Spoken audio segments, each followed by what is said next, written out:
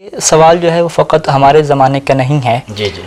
کیونکہ جو امام علیہ السلام کے زمانے میں بھی لوگ امام کے چاہنے والے تھے تو ان کے لیے بھی یہ ممکن نہیں تھا کہ ہر وقت جا کے امام علیہ السلام سے پوچھیں،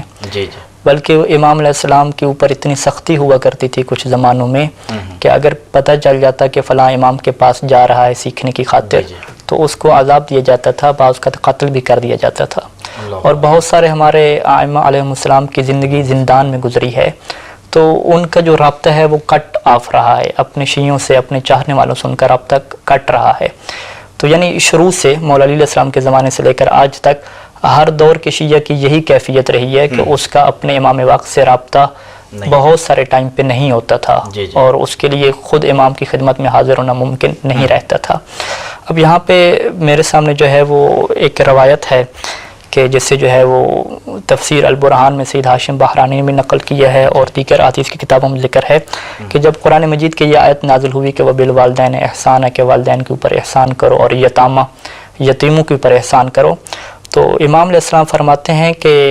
یہ جو یتیم ہوتا ہے یہ کون ہوتا ہے کہ جس کا والد دنیا سے چلا جائے، او آج میں تمہیں بتاتا ہوں کہ بڑا یتیم کون ہے۔ امام نے فرمایا کہ وَأَشَدُّ مِنْ يُتْمِ هَذَا الْيَتِيمِ، کہ اس یتیم سے بڑا ایک یتیم ہے، اور وہ کون ہے؟ یتیم ينقطع عن امامہ،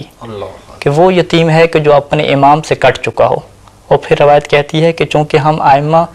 اپنے لوگوں کے لیے ایک والد کی حیثیت رکھتے ہیں، تو جو ہم سے کٹ گیا ہے یہ اس یتیم سے بڑا ہے کہ جو اپنے حقیقی والد سے کٹ چکا ہے۔ کہا کہ یہ یتیم کون ہے کہ جو اپنے امام سے کٹ چکا ہے، لا یقدر علی الوصول الیہ، اور اس بات کے اوپر قدرت نہیں رکھتا کہ امام تک پہنچے، ولا یدری کیف حکمہ، اور یہ نہیں جانتا کہ اس کے امام کا کیا حکم ہے، فیما یبتلا بہ من شرائع دینہ، اس کام میں اور اس ایشو میں کہ جو اس کو مبتلا ہو گیا ہے، کہ جس میں یہ پھنس چکا ہے، اب نہیں جانتا کہ اس میں امام کا کیا حکم ہے۔ تو امام فرماتے ہیں کہ یہ سب سے بڑا یتیم ہے۔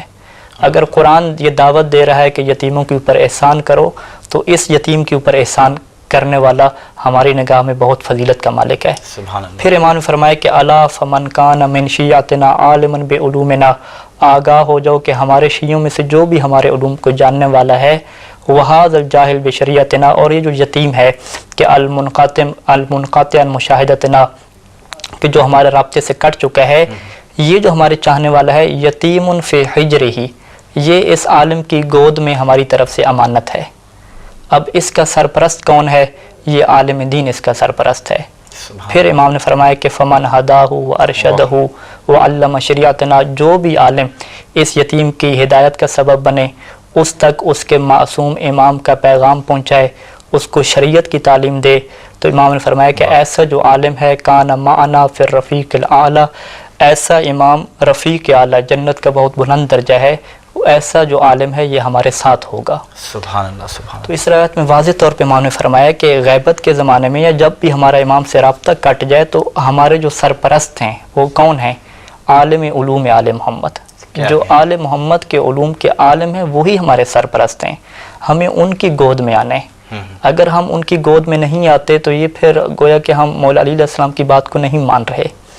آج ہم یہ سوال رکھتے ہیں دنیا کے سامنے کہ پیغمبر اسلام اس دنیا سے جا رہے ہیں تو ہمیں کس کے حوالے کر کے جا رہے ہیں؟ تو ہم تو جواب دیتے ہیں کہ مولا علی کے حوالے کر کے جا رہے ہیں، ہمیں نظام امامت دے کر جا رہے ہیں۔ لیکن جب 12ویں آقا غیبت میں جا رہے ہیں تو کیا یہ سوال نہیں بنتا کہ وہ ہمیں کس کے حوالے کر کے جا رہے ہیں؟ یہ سوال بنتا ہے، اور اسی کا جواب یہاں پہ امام علیہ السلام نے دیا کہ وقال علی بن ابی طالب من کان من شیعتنا عالما بشریعتنا، کہ جو بھی شیعہ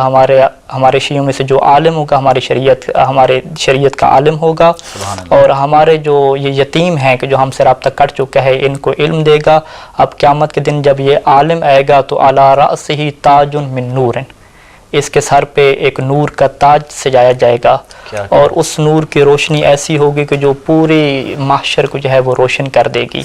اور پھر اس نور کی کرنوں سے پھر امام نے فرمایا کہ پھر اس کو جو ہے وہ نور کا لباس پہنایا جائے گا،